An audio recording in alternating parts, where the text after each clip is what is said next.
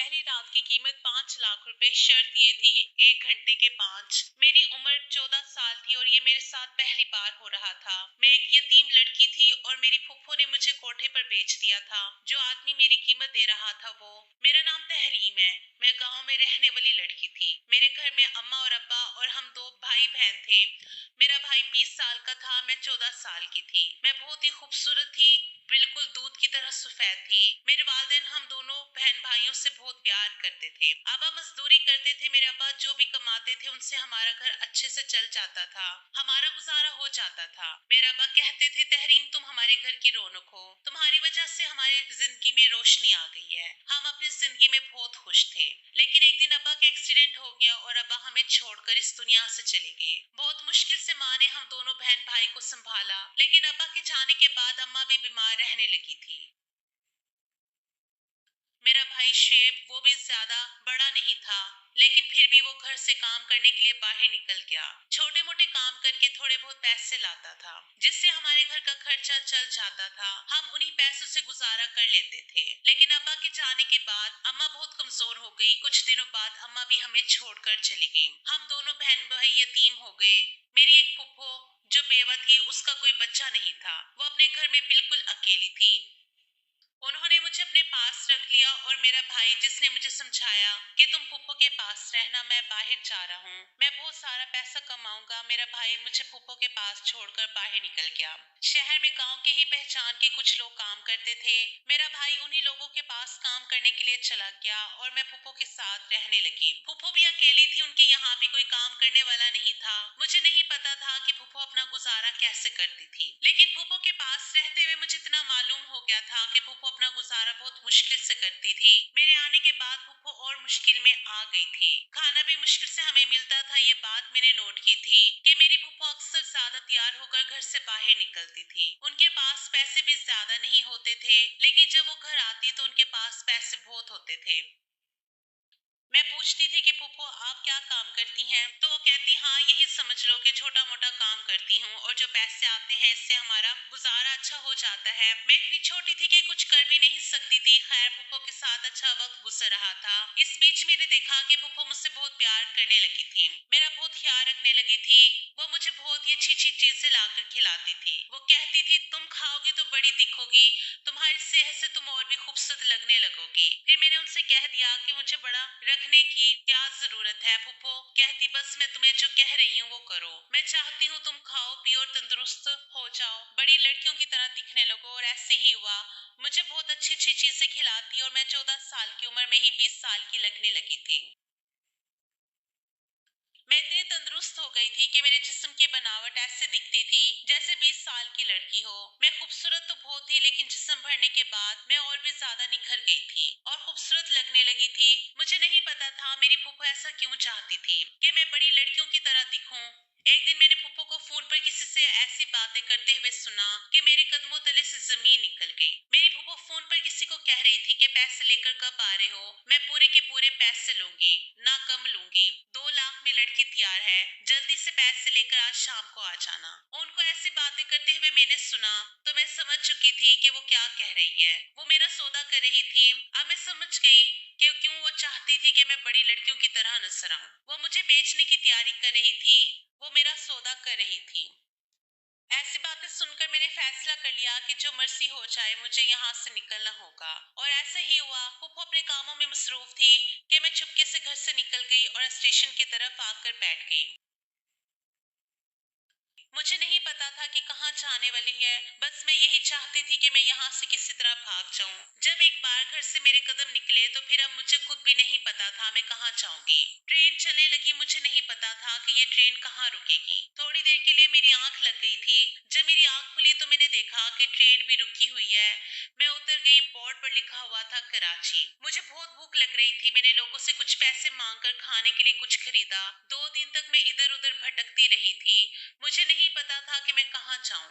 एक दिन मैं स्टेशन पर सोई हुई थी कि एक नौजवान मर्द मेरे पास आया। वो मुझसे पूछने लगा, तुम्हारा नाम क्या है, तुम्हारे मम्मा पापा कहाँ हैं। मैंने कहा, मेरा नाम तहरीम है, दुनिया में कोई नहीं है। मैंने इस अंकल को अपने बारे में सब कुछ बता दिया। मैंने उनसे कहा कि मेरे मम्मा पापा के मरने के बाद मैं अपनी फूफो के साथ रहती थी, लेकिन फूफो मेरा सौदा कर रही थी, मुझे बेचने जा रही थी, इसलिए मैं उनके घर से भाग आई हूँ। मुझे नहीं पता कि मैं कहाँ जाऊंगी। वो कहने लगा, तुम परेशान मत हो, तुम मुझे अपना ही समझो, मैं तुम्हें अपने घर लेकर जाऊंगा। मैं खुश हो गई थी।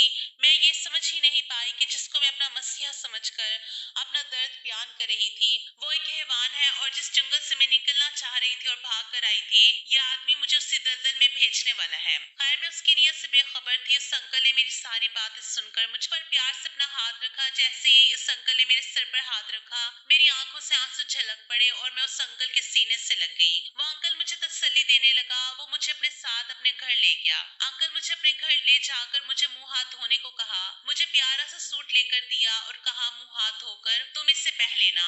ऐसा ही किया। मैंने वो खूबसूरत सा सूट पहन लिया और उस सूट में बहुत ज्यादा खूबसूरत लग रही थी। अंकल मेरे लिए खाने पीने की चीज से लेकर आया था। पेट भरकर खाना खाकर मैं आराम से सो गई थी।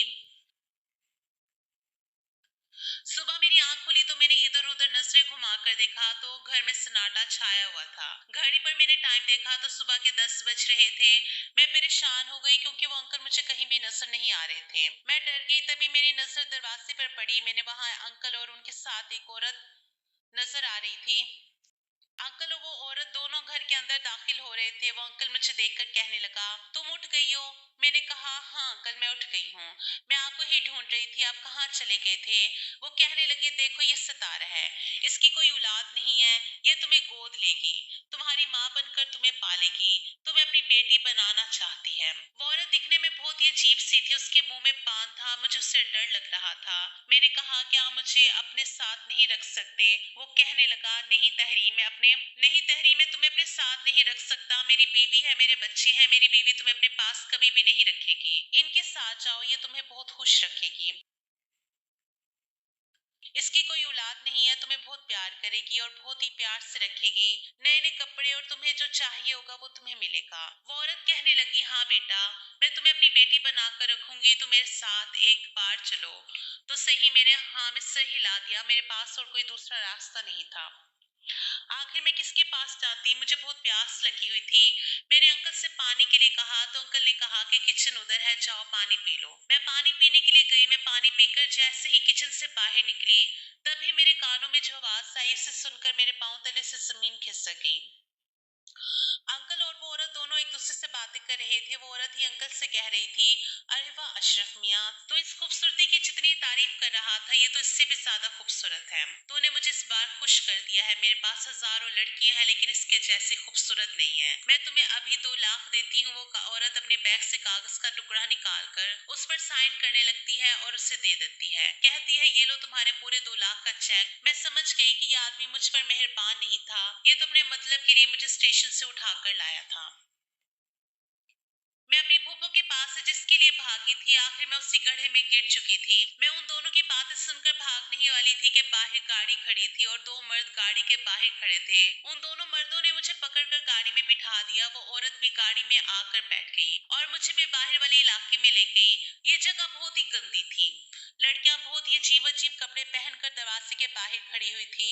मैं ये सब देखकर हैरान हो गई। वो औरत मुझे गाड़ी से घसीटते हुए उतारने लगी। मैंने कहा, मुझे छोड़ दो, मुझे जाने दो, लेकिन वो मुझे नहीं छोड़ रही थी। मुझे घसीटते हुए कमरे में ले गई और एक लड़की को आवाज देने लगी जिसका नाम शमीम था। वो औरत कहने लगी, शमीम, इस लड़की पर पूरी नजर रखना, इस लड़की की जिम्मेदारी तुम पर है, तुम इसके खाने पीने का हर चीज का ध्यान रखोगे। इतना कहकर वो चली गई। मैं अपनी किस्मत पर फूट फूट कर रोने लगी। वो लड़की जिसका नाम शमीम था,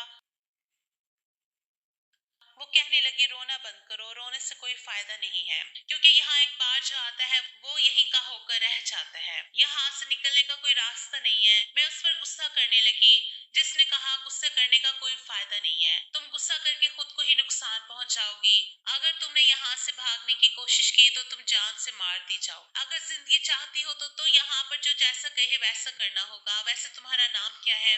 मैंने कहा, मेरा नाम तहरीम है। फिर वो कहने लगी, तुम तो बहुत ही खूबसूरत हो और ये खूबसूरती ही तुम्हारी जिंदगी का वो रोग बन जाएगा। वो मुझसे पूछने लगी कि तुम्हारी उम्र क्या है? मैंने कहा, मेरी उम्र सिर्फ 14 साल है। वो कहने लगी, पर तुम तो 14 साल की नहीं लगती, तुम तो काफी बड़ी लगती हो। तुम्हारा बदन देखकर कोई नहीं कहेगा कि तुम इतनी छोटी हो। मैंने उससे कहा कि मुझे कोई फर्क नहीं पड़ता कि मेरी उम्र कितनी है, मैं छोटी दिखती हूँ या बड़ी दिखती हूँ, किस्मत मुझे जहाँ लेकर आई है, समझ जाओ मैं जबरदस्ती से बड़ी हो गई हूँ। जिसको मैं अपना मसीहा समझ रही थी, उसने मुझे जिस्म फरोशी के बाजार में बेच दिया। शमी मेरे लिए खाना लेकर आई, वो मुझे खाना खाने को कह रही थी। मैंने खाने को फेंक दिया और मैं मुंह मोड़कर कोने में जाकर बैठ गई थी। तभी अचानक से सितारा बेगम आ गई थी। वो आते ही कहने लगी कि ये जिस्म फरोशी का अड्डा है, यहाँ पर नए नए लोग आते हैं और लड़कियों के साथ कमरे में बंद हो जाते हैं, और फिर वो जो कुछ भी उनके साथ करते हैं वो उनकी अपनी मर्जी होती है। ऐसे ही अब तुम्हारे साथ भी होगा। ज्यादा नखरे करने की जरूरत नहीं है और ज्यादा चीखने चलाने की भी जरूरत नहीं है। यहाँ के माहौल को अपनी जिंदगी में उतार लो और यहाँ इनके माहौल में रंग जाओ। तुम्हारी सौदाबाजी की रस्म जल्दी ही होगी, जैसे ही कोई अच्छा सा गाहक तुम्हारे लिए मिलेगा। यार है ना, तुम तब तक तुम 1 दिन या 2 दिन आराम से आजाद रह सकती हो। खाओ पियो ऐश करो, कोई मसला नहीं है। और यहाँ से भागकर जाने की जरा भी हिम्मत की तो तुम्हारी कब्र इधर ही खोद दूंगी। मुझे कुछ भी समझ में नहीं आ रहा था ये मेरे साथ क्या हो गया है। खैर वो वक्त भी आने वाला था, हर दिन यहाँ पर नए गाहक आते थे और इन सबको मुझे दिखाया जाता था। लेकिन मेरी कीमत उस औरत ने इतनी लगाई थी कि अब तक जितने भी गाहक आए थे वो लोग इतनी कीमत नहीं दे पा रहे थे, इसलिए मुझे अभी तक किसी ने हाथ भी नहीं लगाया था। लगभग इसी तरह एक हफ्ता गुजर गया और वो दिन भी आ गया जिस दिन मेरी इज्जत पामाल होने वाली थी। उस आदमी ने जैसे कोठे पर कदम रखा, वो औरत मुझे लेकर उस आदमी के पास गई। वो मुझे देखते ही बोल पड़ा कि मैं दूंगा इसकी कीमत पूरे 5 लाख। जाओ इस लड़की को ले जाओ और इसे दुल्हन की तरह सजाकर मेरे पास ले आओ। उसकी ऐसी बातें सुनकर तो मेरे हाथ पैर कांपने लगे। ऐसा लग रहा था कि अब मेरी दुनिया लुटने वाली है, अब मेरा कुछ भी मेरा नहीं रहेगा, मेरा सब कुछ उजड़ने वाला है। वो 40 साल का नौजवान हट्टा कट्टा मर्द था। मैं अपनी किस्मत को कोस रही थी। मुझे दुल्हन की तरह सजाकर कमरे में बिठा दिया था। मेरे हाथ पैर कांप रहे थे, तभी सामने वो आदमी दिखाई दिया। वो कमरे में आया और उसने दरवाजा बंद कर दिया। मैं बिस्तर पर उठकर खड़ी हो गई। वो कहने लगा, तुम उठकर खड़ी क्यों हो गई हो? बैठी रहो, तुम इतना डर क्यों रही हो? मैंने कहा, साहब आप मेरे करीब मत आना। वो कहने लगा, अच्छा तो मैंने तुम्हारी इतनी कीमत अदा की है, उसका क्या? तुम्हें पता है मैंने वो रकम क्यों दी है? तुम्हारे साथ एक रात गुजारने के लिए। मैंने कहा, साहब मेरे साथ ऐसा कुछ मत करना, मैं ये सब बर्दाश्त नहीं कर पाऊंगी, मुझसे ये सब नहीं होगा। वो कहने लगा, सब कुछ हो जाएगा, तुम कोशिश तो करना। तुम तो बच्चों की तरह डर रही हो। अगर तुम्हें ये सब करना ही नहीं था तो फिर इस जगह पर आई ही क्यों? मैंने कहा, साहब मैं यहाँ पर अपनी मर्जी से नहीं आई हूँ, मुझे यहाँ पर जबरदस्ती लाया गया है। वो कहने लगा, तुम्हें यहाँ पर कौन लाया है? मैंने कहा, साहब मैं बहुत ही छोटे से गांव में रहती थी। मेरे अम्मा अब्बा के मरने के बाद मेरी फुप्पो ने मुझे अपने पास रखा। उन्होंने मुझे बेचने की कोशिश की तो मैं उनके पास से भागकर इस शहर में आ गई। लेकिन किस्मत की मारी मेरी किस्मत में जिस्म फरोशी के बाजार में आना लिखा हुआ था, इसलिए मैं ये ना चाहते हुए भी जिस्म फरोशी के बाजार में पहुंच गई। मेरी उम्र महज 14 साल है। साहब मैं इस काबिल नहीं कि मैं इन सब को बर्दाश्त कर सकूं। मुझ पर रहम करो। मैं उस आदमी के पैरों में गिर गई और गिड़गिड़ाने लगी। मुझे ये उम्मीद थी शायद वो मुझे छोड़ देगा, लेकिन वो तो ये जानकर खुश हो गया कि मैं कम उम्र लड़की हूँ। वो कहने लगा, फिर तो तुम्हारे साथ और भी सुकून आएगा। दिखने में तो तुम बहुत ही खूबसूरत लगती हो, तुम इतनी छोटी हो। वैसे भी मुझे कम उम्र की लड़कियां बहुत पसंद आती हैं। देखो तुम ज्यादा परेशान मत हो। मैंने उनके सामने हाथ जोड़े, उसके पैर पकड़े, लेकिन उसने मुझे उठाकर बेड पर लिटा दिया। मैं चीख रही थी, चिल्ला रही थी, लेकिन मेरी चीख पुकार सुनने वाला कोई नहीं था। उसने भी मुझ पर रहम नहीं खाया जिसने पूरी रात मुझे नोचा। सुबह मेरी ऐसी हालत थी कि मैं बिस्तर से उठने की भी काबिल नहीं थी। वो इंसान नहीं हैवान था जिसने अपना काम किया और चलता बना। मैं इतनी कमजोर हो गई क्योंकि मुझे चलने के लिए भी किसी की जरूरत पड़ गई। सतारा ने शमीम को कह दिया कि इसको नहला धुला कर इसको 3 दिन तक आराम करने के लिए छोड़ दो। मुझे कुछ दिनों के लिए आराम करने के लिए छोड़ दिया गया, लेकिन मैं जैसे ही ठीक हो गई फिर से मुझे इस धंधे पर बिठा दिया गया। फिर से मेरे पास गाहक आने लगे। हर कोई मेरे साथ अपनी रात गुजारना चाहता था। अब तो मुझे इन सब की आदत हो चुकी थी, इन सब को सहने की, इन सब को बर्दाश्त करने की। आहिस्ता आहिस्ता वक्त इसी तरह गुजरता रहा। और 7 साल गुजर गए। इन 7 सालों में मैंने बहुत कुछ किया था। कहीं ना कहीं मुझे उम्मीद थी कि शायद कोई मुझे यहाँ से निकाल कर ले जाए। इन 7 सालों में ऐसा कोई नहीं था जो मुझे यहाँ से निकाल कर ले जाता। खैर, अब मैं 21 साल की हो चुकी थी। शमीम जो मेरी बहुत अच्छी दोस्त बन चुकी थी, मैं पूरी तरह से बदल चुकी थी। लेकिन ये बात है, इन 7 सालों में मैंने यहाँ अपनी एक अलग ही जगह बना ली थी। सब मुझे बहुत प्यार करते थे। एक दिन शमीम मेरे पास घुंघरू लेकर आई। वो कहने लगी, चलो तहरीम नाचते हैं, ये लो पहन लो। मैं शमीम को कहने लगी कि मुझे नाचना नहीं आता, लेकिन वो बहुत जिद करने लगी। वो कहने लगी, तुम मेरे साथ चलो तो सही, वहाँ बहुत सी लड़के हैं जो नाचती हैं और बहुत बड़े बड़े लोग आते हैं और पैसे लौटाते हैं। मैंने कहा चलो ठीक है। उसकी बात मानकर उस महफिल में उसके साथ चली गई। मैंने अपने पाँव में घुंघरू बांध लिए। सारी लड़कियां वहां नाच रही थी। शमीम भी हाथ पकड़कर अब लड़कियों के बीच ले गई। वहां जाते ही न जाने मुझे क्या हो गया था, मुझे समझ ही नहीं आया। सभी लड़कियां जो नाच रही थी, घुंघरू की आवाज मेरे कानों में गूंजने लगी। उस आवाज ने न जाने मुझे क्या हो गया, मेरे पैर अपने आप उठने लगे। उन घुंघरू के साथ ताल में ताल मिलाने लगी और मैं नाचने लगी। पता नहीं मुझे क्या हो गया था। खैर, मेरे साथ जो भी हुआ था वो सब मेरी आंखों के सामने आ गया था और मैं अपनी धुन में नाचने लगी थी। मेरे पैर रुकने का नाम ही नहीं ले रहे थे। रात को जिस आदमी ने मुझे बेहाल कर दिया था और मैं चीख रही थी, चिल्ला रही थी, मेरी आंखों के सामने वो रात घूम रही थी। मैं नाचने में इतनी मगन थी कि मेरे पैरों में बंधे घुंघरू सारे टूटकर जमीन पर बिखर चुके थे। मुझे चक्कर आने लगे थे। मैं जमीन पर धड़म से गिर पड़ी। वहां पर पूरा सन्नाटा छा गया। तभी एक लड़के ने अपना हाथ आगे बढ़ाया और मेरा हाथ थाम कर मुझे उठाया और कहा, तुम ठीक तो हो? मैंने कहा, साहब मैं ठीक हूँ। शमी मेरा हाथ पकड़कर खींचकर मुझे ले जाने लगी। तो वो लड़का मुझे देखकर मुस्कुरा रहा था। मुझे पता था उसने मुझे देख लिया है, वो भी मेरी कीमत लगाएगा और मेरे साथ रात गुजारेगा। वैसे भी यहाँ हर कोई रात ही तो गुजारने आता है किसी ना किसी के साथ, वरना यहाँ कोई क्यों आएगा। और फिर ऐसा ही हुआ। वो लड़का मुझे खरीद चुका था। मैं इतनी खूबसूरत थी कि जो भी मुझे एक नजर देख लेता तो वो मेरे साथ रात गुजारता ही था। रात गुजारने की कीमत उसने सतारा बाई को दे दी। मैंने शमीम से कह दिया कि इस लड़के को आज रात मेरे कमरे में भेज देना। वो लड़का कमरे में मेरा इंतजार कर रहा था। मैं उसके पास गई और मैंने दरवाजा बंद किया। मैंने अपने दुपट्टे को उतारकर बिस्तर पर गिरा दिया। मैंने कहा, चलो टाइम जाया मत करो, जल्दी से अपना काम निपटाओ और चलते बनो। वो कहने लगा, ये कैसी बातें कर रही हो? मैंने कहा, कैसी बातें कर रही हूँ? तुमने तो मेरी कीमत दी है, तो क्या मेरी बकवास सुनने के लिए कीमत दी है? तुम जो करने आए हो वो करो और चलते बनो। वो कहने लगा, बहुत गुस्से में लगती हो, हमेशा ऐसी ही रहती हो या फिर मेरे साथ ऐसा कर रही हो? मैंने कहा, बस अब तुम्हें जाने की जरूरत नहीं है। क्यों जाने की जरूरत नहीं है? वही तो जाने के लिए आया हूँ। मैंने कहा, क्या बकवास कर रहे हो? तुम क्या जानने के लिए आए हो? ज्यादा जानने की कोशिश मत करो। कहने लगा, तुम्हें क्या लगता है कि मैं तुम्हारे पास क्यों आया हूँ? मैंने कहा, वही जो करने के लिए तुमने कीमत दी है। मेरे जिस्म को खरीद कर अब तुम पैसा जाया तो नहीं करोगे? जाहिर सी बात है। वो हंसने लगा और कहने लगा, तुम आराम से बैठो। उसने दुपट्टा उठाया और मेरे सर पर डाल दिया। वो कहने लगा, मैं तो बस तुम्हारे साथ वक्त गुजारने के लिए आया हूँ, कुछ करने के लिए नहीं। तुम्हारी आंखों में दर्द देखा है। तुम्हें देखते ही मेरे दिल ने कहा कि तुम्हें करीब से जानूं। मैं जोर जोर से हंसने लगी। मैंने कहा, अच्छा तो लोग यहाँ पर दिल की बात भी सुनते हैं? वो कहने लगा, हाँ क्यों नहीं। मुझसे पूछने लगा, अच्छा बताओ, तुम यहाँ पर जबरदस्ती आई हो? मैंने कहा, यहाँ पर हर लड़की अपनी मर्जी से काम नहीं करती।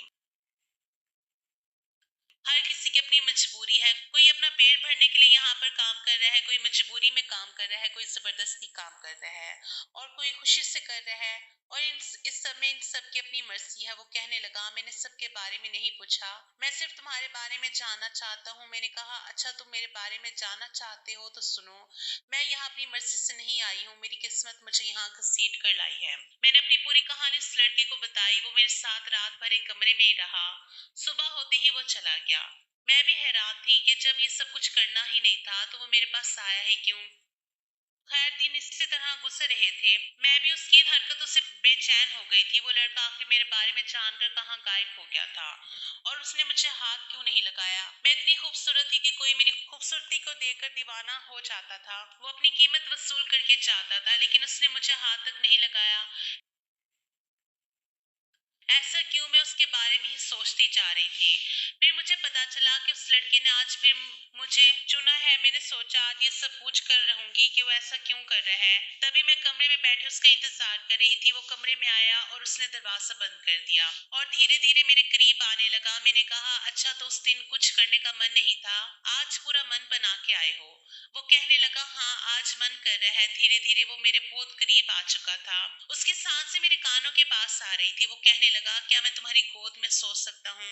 मैंने कहा, क्यों नहीं सो सकते हो, तुम्हें पूछने की जरूरत नहीं है, आखिर तुमने मेरी कीमत जो दी है। तभी उसने मेरे मुंह पर अपनी उंगली रख दी और कहने लगा, अब बस कर दो, तुम्हें बस कीमत दिखाई देती है। मेरी आंखों में तुम्हारे लिए कुछ दिखाई देता है कि मैं तुम्हारे पास क्यों आया हूँ, किस लिए आया हूँ? और मैं बिल्कुल खामोश हो गई। और आगे जो बात उसने कही उसे सुनकर मेरे होश उड़ चुके थे। उसने अपनी मोहब्बत का इजहार किया और कहने लगा, मैं तुमसे बहुत प्यार करता हूँ और तुमसे शादी भी करना चाहता हूँ। उसने इस तरह से मोहब्बत का इजहार किया तो मैंने भी हाँ कह दिया। कहीं ना कहीं वो भी मेरे इल्म में घर बना चुका था, क्योंकि ऐसा आज तक नहीं हुआ था कि कोई मेरे साथ ही कमरे में हो और वो मुझे ना छोड़े। खैर वो कहने लगा, अगर तुम मेरे साथ दो तो मैं तुम्हें यहाँ से निकालना चाहता हूँ। मैंने कहा कि मुझे यहाँ से निकालना ही बड़ा ही मुश्किल है। मैंने अगर यहाँ बाहर कदम रखा तो तुम देख रहे हो बड़े बड़े बदमाश गार्ड जो हैं वो मुझे जान से मार देंगे। लेकिन वो कहने लगा, अगर तुम मेरा साथ दोगी तो मैं तुम्हें यहाँ से निकाल दूंगा। मैंने कहा ठीक है। इतना कहकर वो मेरे पास से चला गया। ये रात गुजर गई लेकिन उसकी कोई खबर नहीं थी। तभी अचानक मैं अपने कमरे में बैठी हुई थी कि चारों तरफ शोर आने लगा। मैंने बाहर निकल कर देखा तो ज्यादा पुलिस की भीड़ जमा हुई थी। मैं घबरा गई थी, पर उन पुलिस वालों के साथ मैंने उस लड़के को देखा जिसका नाम अहमद था। उसने मुझे इशारे से बता दिया कि इन पुलिस वालों को वो लेकर आया है। वो मेरे पास आया और कहने लगा, इन पुलिस वालों को मैं लेकर आया हूँ। मैंने कहा, अहमद तुमने ऐसा क्यों किया? तुम्हें ऐसा नहीं करना चाहिए था। तुम तो कह रहे थे कि मुझे यहाँ से निकाल कर ले जाओगे, लेकिन तुमने तो यहाँ सारा मामला खराब कर दिया। पुलिस वाले सबको गिरफ्तार कर गए। वो कहने लगा, तहरीन तुम परेशान मत हो, मैंने इन पुलिस वालों को बता दिया है कि यहाँ बहुत सी लड़कियां हैं जो जबरदस्त इस काम को कर रही हैं। उन्होंने कहा कि अगर ऐसा है तो इन सारी लड़कियों का साथ करने की जिम्मेदारी मेरी है। अगर पुलिस वाले तुमसे पूछे तो तुम सारी हकीकत उन पुलिस वालों के सामने बता देना। मैंने कहा ठीक है। अहमद मेरा हाथ पकड़कर उन पुलिस वालों के सामने लेकर गया। पुलिस वाले कहने लगे, यही वो लड़की है जिसे तुम साथ लेकर जाना चाहते हो। अहमद कहने लगा, इसका नाम तहरीम है, इससे जो पूछना चाहते हैं पूछ सकते हैं। पुलिस वाले ने अहमद को कहा कि तुम इसे इस जगह से निकाल कर कहीं दूसरी जगह बेच तो नहीं दोगे, तुम उससे शादी करोगे? वो कहने लगा, ऐसा नहीं है, मैं तुमसे बहुत प्यार करता हूँ और तुमसे शादी भी करना चाहता हूँ। पुलिस वालों ने जब मुझसे पूछा तो मैंने भी अपनी सारी कहानी पुलिस वालों को बता दी। मैंने कहा कि मैं भी इससे शादी करने के लिए तैयार हूँ। उसने सबके सामने मुझसे निकाह कर लिया। मैं बहुत खुश थी। वहाँ पे काफी ऐसी लड़कियां थी जो अपनी मर्जी से काम कर रही थी, अपनी खुशी से काम कर रही थी, और काफी ऐसी लड़कियां थी जो यहाँ पर मजबूरी और धोखे से आई थी। इन सारी लड़कियों से पूछताछ करके उनके पते पर छोड़ दिया गया। वो चाहती तो यहाँ पर रह सकती थी और जाना चाहती तो यहाँ से आजाद होकर जा सकती थी। खैर अहमद ने हाथ थाम लिया। मैं अहमद के साथ इस बदनाम गली को हमेशा हमेशा के लिए छोड़ आई। आज मैं पूरी तरह से आजाद हूँ। मैंने अहमद के साथ अपनी नई जिंदगी की शुरुआत शुरू की। अहमद का भी इस दुनिया में कोई नहीं था। हम दोनों अपनी जिंदगी खुशी से गुजार रहे थे। एक दिन अहमद ने कहा, मैं तुम्हें एक दोस्त से मिलवाना चाहता हूँ। वो मेरा जिगरी दोस्त है, वो भी अकेला है, इसका भी इस दुनिया में कोई नहीं है। बस एक बहन थी लेकिन उसका भी कोई पता नहीं है। वो बेचारा किस्मत का मारा अपनी बहन को उसने कहाँ कहाँ नहीं ढूंढा, लेकिन वो कहीं नहीं मिली। मैंने कहा, कोई बात नहीं, आप अपने दोस्त को घर बुला लो और देखना, मैं अल्लाह से दुआ करूंगी उसकी बहन जल्द अज जल्द उसे मिल जाए। दूसरे दिन अहमद जब अपने दोस्त के साथ घर पर आया तो मैं उस इंसान को देखकर हैरान रह गई, क्योंकि ये कोई और नहीं, ये तो मेरा भाई था। मेरा अपना भाई जो शहर गया हुआ था। मेरे भाई ने मुझे देखकर सीने से लगा लिया। हम दोनों भाई बहन फूट फूट कर रोने लगे। उसने मुझे कहा कि मैंने तुम्हें कहाँ कहाँ नहीं ढूंढा। मैं फूफू से कितनी लड़ाइयाँ की लेकिन उसने तुम्हारे बारे में कुछ भी नहीं बताया। तुम कहाँ थी, किस साल में थी? मैंने अपने भाई को सब कुछ बता दिया। मेरा भाई अपने आप को कोसने लगा। वो कहने लगा, मुझे तुम्हें छोड़कर जाना ही नहीं चाहिए था। लेकिन मैंने कहा, भाई जो हो गया उसे भूल जाओ। अब अहमद मेरी दुनिया में है। मैं अहमद के साथ बहुत खुश हूँ। भाई ने मेरे सर पर हाथ रखा और अहमद को भी गले से लगा लिया। अहमद मेरी शादी को 1 साल गुजर गया। मेरा बहुत ही प्यारा बेटा हुआ जिसका नाम मैंने अली रखा। मैं अली के साथ बहुत खुश हूँ और एक भरपूर फैमिली और खुशगवार जिंदगी गुजार रही हूँ। ख्वाहिश सिर्फ इतनी है कि कुछ अल्फाज लिखूं जिससे कोई गुमराही के रास्ते पर जाते जाते रुक जाए, और ना भी रुके तो सोच में जरूर पड़ जाए।